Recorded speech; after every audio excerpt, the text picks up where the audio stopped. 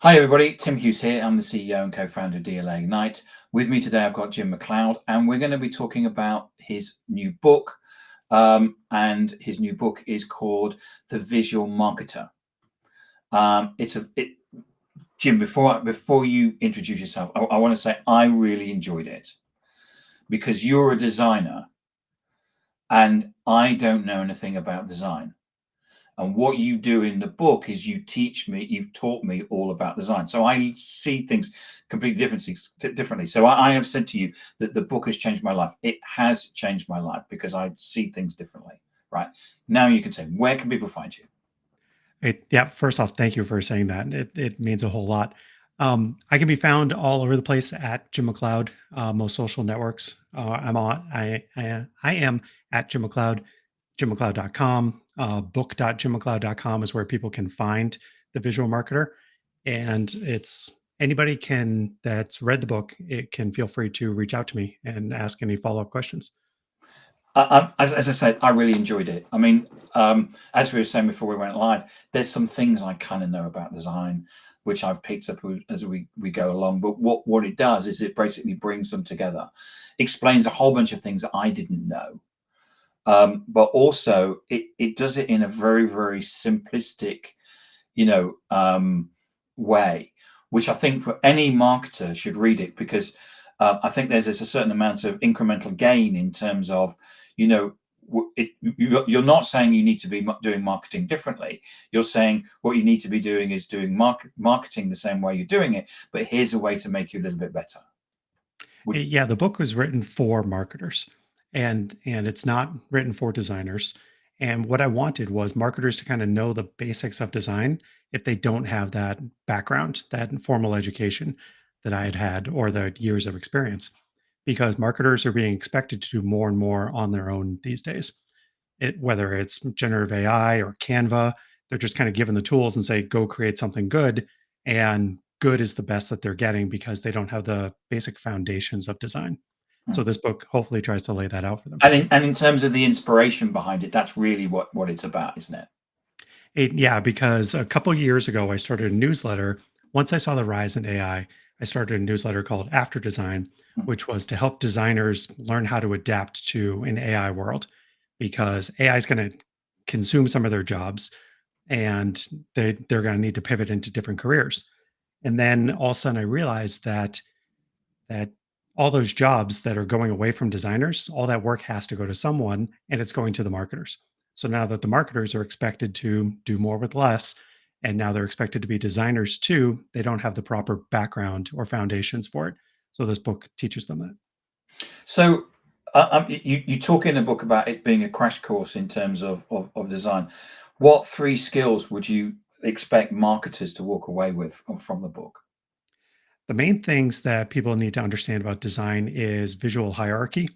So, what's the first thing you want them to see? What's the second thing? And then what's the action you want them to take? Once you figure that out, you can know how to size your pieces, your elements, and get people to actually pay attention to what you want. Another way to focus on that is make sure your alignment and borders are correct. Whenever I'm reviewing designers' portfolios, I'm looking for spacing and alignment just to kind of see where things are positioned on the panel or on the page to see do they understand proper spacing? Are they too close to the edge of the screen? And because if they are, then that means that they don't really understand the basic foundation because there's a grid underneath everything. And if they understand the grid, if they understand how to move people's eyes around, that really helps. And then I would say the third thing would be typography and color. If you know how to properly use typography and color, you're going to be able to get people to move through the document or the asset the way that you want them to. Because you talk, don't you, about in the book about how people actually look at the screen and the eye moves, and you talk about actually what you're trying to do is make it easy for the person, aren't you? Yeah, because people are basically inherently lazy, right? Like they don't want to spend a lot of time and effort looking at your ad. If they can't see it right away, they're just going to keep on scrolling or skimming past whatever they're looking at. So you want to make it as easy as possible for them to consume and understand what's going on. So a lot of times what you need is just to create that kind of brand essence, those brand visuals so that people immediately understand it and they don't have to think about it. Think about the McDonald's golden arches, Mm. right? The yellow M on a red square or circular background, you know that instantly. We no longer even need the word McDonald's underneath it because they've done such a great job branding that visual identity. So now there's a shortcut.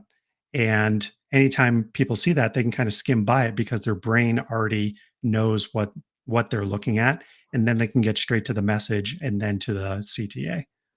And when you talked about McDonald's, we all in our heads went do, didn't we? Yeah, and they've actually and that's an amazing thing that I mentioned in the book is they've actually taken it a step further and they now have audio associated with it. And some different brands have that. Netflix, Law and Order. So, there are different things that have an audio brand as well. So, what are some of the mistakes that people are making? Make the logo bigger is something that, we often hear and joke about. But the problem is when something is laid out properly and everything's properly placed within the grid, and somebody says, make that element larger, it can throw off the complete balance of the asset. And now all of a sudden, you're confusing people and they're not sure whether they should look at your headline, whether they should look at your button, whether they should look at your photo when you have elements competing with each other because you just want to make everything as big as possible, then that creates tension. And like I said, people don't want to pay attention to that sort of stuff. Mm. Any other mistakes that people make? Yeah, there are a lot. Even in a block of text. So I worked for a book publishing company, my first job out of school, and knowing, what your paragraph of text looks like. How many hyphens do you have? You don't want multiple hyphens in a row. You want to watch out for rivers, which are just kind of thicker spaces that tend to move through because what will happen is as your eye is scrolling across, you can slip down to the next line because something that river is pulling you down. You don't want one word at the end of a paragraph or one line at the end of a page because people that could use that as a jumping off point and it looks unbalanced. And you also talk in the book about kerning, don't you? Kerning, yes. So So one of you the actually talk about that when you know about kerning, it ruins your life. Yeah, one of the best things I saw was if you hate somebody, teach them about kerning. So sorry for anybody that's read that, including you, Tim, because now all of a sudden you will start to see. So kerning is the space between letters, and some typefaces are set up properly so that a capital A and a capital V, like in the word save, will sit properly next to each other. They kind of slide into each other. But in most typefaces, especially the free ones that you find online, they don't sit within each other. And what happens is you end up with almost a space in the middle of your word. And so once you see this and start to understand it, you will see it everywhere. And it's a fun party trick, but it'll start to annoy the people around you. And you're like, that's bad kerning and that's bad kerning. So we couldn't have a podcast without talking about AI. Mhm. So in an area of AI generated content, there's a lot of people. I can go to Canva and I can get templates, which are good enough. Mhm. Um, what is it that we can be doing that where we could actually, because we have a debate internally about AI enables us to be average. Yeah, because AI it's a complex guessing machine, Yeah, right? Like it's just kind of guessing what you want next based on a ton of information that it's already ingested. It's not actually drawing conclusions and creating new information. So what happens is when we're using AI for layouts, for images, it's kind of giving you the average of what it has ingested up until that point. And knowing that, that means you're never going to get to great if it's just giving you the average of what it's seen in the past. yeah, and moving from average to good. I mean, you talk in the book. There's a whole section, isn't there, about various technologies that you can use from Canva, which is okay, right Mhm. through to some of the text. You've been using Adobe for 30 Close to years. 30 years. Yeah, Yeah. I just wanted to get you to say it was 30 years. Yeah. You know, Pretty so close. so you know the tools, and I thought that was a really great resource in terms of if you don't know and you want to get involved in it, what sort of tools to actually use. Yeah. So I break it down in the book where I kind of have consumer grade tools and pro level tools. And Canva's a consumer grade one, and Canva does great work. Initially, I was anti Canva, just like anybody with a design background would be. But then the more I started to learn about it and understand how it empowers people to make their own designs, is really kind of changed my mind. And then actually, when I talked with the folks at Canva, that helped me too because they taught me that basically what companies should do is hire a professional designer to set up all their templates, set up their colors, set up their logos, their typography, and then lock those areas down so that the average person within your business isn't going around and like, well, I want the button to be over here, or I want the logo to be up over here, or I want the logo to be giant. If you can lock that stuff down, basically put in the guardrails to protect people against themselves, then you can create better outputs with Canva. Because the problem is everyone loves to be creative and they want to do something different each time. And that's actually bad for your brand. Your Mm. brand needs to be consistent, right? Like we said with McDonald's. And if you have marketing managers changing their Canva templates to whatever they feel like every single time they're creating an asset, one, it takes a lot more time, money, and effort. And then two, the audience, it takes them more effort to identify what they're looking at and kind of because they first need to identify what it is they're looking at before they can even get to your message. Mm. You talk about visuals being both memorable and effective. How do you get a balance? It's so the way I look at it is effective means getting people to take the action you want them to take. Yeah. Are You they talk clicking a on your lot about in the book, don't you, about saying what is the reason for the image? yes. Yeah. Yeah, because you're not just making things look good. Mm. Like the whole point of design and marketing is to get people to take an action. Yeah. And if it's more brand marketing, then you're looking for it to be memorable so that you can make an impression in their mind so that when they do need that product or service, Yeah. you are top of mind at that point. So what you want are visuals that are, for brand marketing to be memorable and performance marketing to be effective. And you talk also about the in the book about how different layouts get people to take actions in different ways and using different terminology to get people to take action. Yeah, there's a great example in there. I think it's Roadblocks that was offering two different versions of a of an update, and they basically had one page that had 20% off buy now, and it had all this kind of information, and another simple page was like here's the product, here's the buy now button, and that version performed better than the one that had the The one 20% with the off. discount.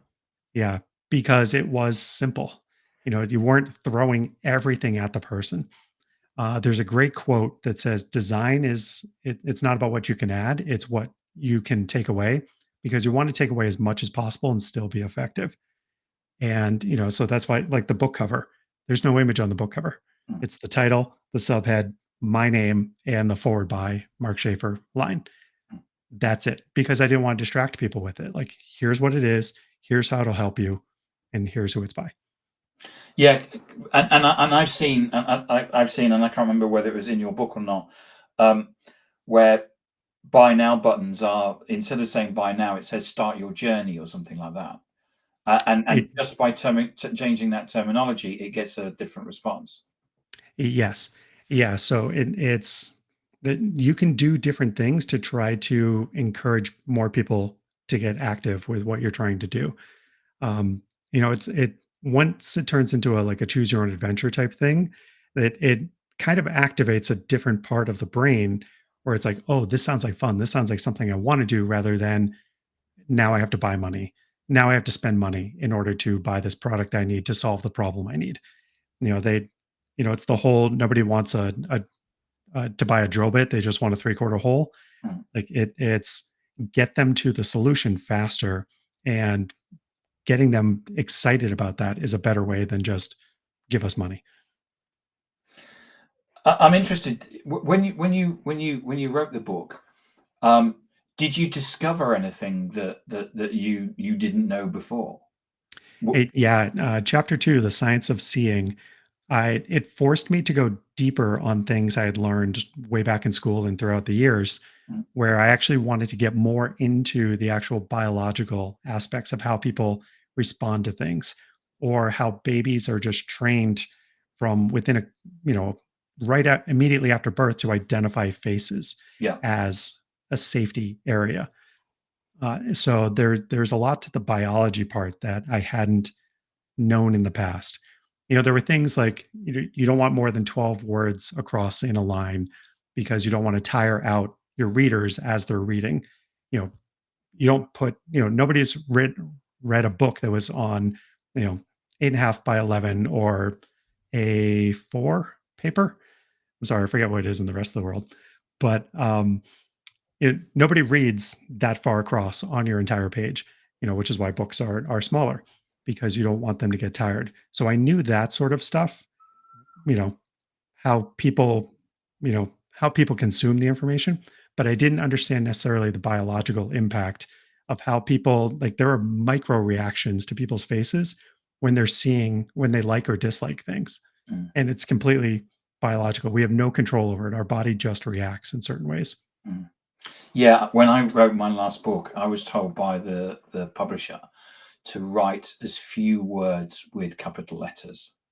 Hmm, that's Um, interesting. a- and um, and it's interesting now because now I know that, and I look at people because the classic thing about PowerPoints, or when you're doing titles, say if you were doing a title of a blog on LinkedIn, Mhm. what you do is you write it in with capital letters, each of the Right. words. And actually, we as readers, we don't like that That's good to know. I hadn't heard that, because but it makes sense. as you know, we're lazy, and what we've done is that we've actually got more lazy. Um, Mhm. and one of the great things about your book is that you've got loads and loads of diagrams. So one of the other things that when I signed the contract from my third book, I had to put in, had to put in 45, had a contractual commitment for 45 images. Wow. Whereas in the first book that I wrote, it had 8. Okay. And that's the difference and the change in the way that the reader, people are reading it and they go, oh, there's an image, right? Okay. And it's a way of trying to keep them. And you've got loads of diagrams and stuff, and it keeps you. Yeah, I had over 100 images by the time I was done, and but, when I was writing, it was easy because I would just, like, put in an image for this. But then once I got to the end, I'm like, "Oh, man, now I've got a lot of images to create." Yeah. Well, I ended up going to somebody in on Fiverr and doing it all for me. Nice. You know what? Um, I heard somebody from Fiverr for one of my diagrams where I talk about, you wanna stand out, but you don't wanna stand in the wrong crowd. So what I did was I hired somebody that made, like, death metal logos for, like, oh yes, Swedish death metal bands or whatever, and I had them make a logo for Goldman Sachs in that kind of, like, red and black and swirly type style to as an example of, like, this is not where you wanna be. I remember that. Yes, and it's got like blood dripping off it on the yeah. It's really Yeah. um. So in terms of what should you recommend that this book should be read by marketers? What sort of things do you think that they are they actually going to get from it? I think a better understanding of design basics. And so what the design is interesting where you only know as much as you know, and you can't see kind of bad design above the level that you can see at. It's really an interesting thing where, and obviously I've been doing this for a while, so I look back at my old stuff and it's like, how could I ever think that looked good? Hmm. But it's because I didn't know it back then. And I've talked to marketers about this too, where when I start to educate them about design, all of a sudden they start being like, oh, that thing we made last month, we made this mistake here. Or, and now all of a sudden they won't be making those mistakes again as their design intelligence improves. Yeah, and as I say, my I'm not a brilliant designer, and I'll never will be. But I've learned an awful lot by reading your book. And as I say, I highly recommend it, and it has changed my life. It, that's impressive. Thank you. As I said, I do look at design differently, and and There I, is and Yeah, I I was gonna think say there's so much bad design out there there that is, once you start to identify it, it's like, oh, it's everywhere. uh, So and and then and more go ahead. importantly, it's about recognizing what's good design, and then going, "Oh, that's good design. Oh, yeah, I like that." Mhm. Like I said, there's so much bad design out there. And then once you start to be able to see that, it makes it much easier to recognize the good design. And then when you're making your own designs or instructing somebody to make those designs, then you know the direction you want to go in. And it's not just a make it pretty group. So have you got a copy of the book there that you I can do. hold up? So where could we get a copy of it? So it's available on Amazon right now. And it's also available on my website, jimmacleod.com, or visualmarketer.co will bring you to the page with all the additional information about the And book. and I'm just going to say this. So Macleod is spelt Macleod. Correct. Which is why I registered visualmarketer.co because McLeod's challenging for anybody that isn't from Scotland or Canada. Yeah, yeah. Jim, thank you so much for coming on and talking about your book. As I say, excellent book.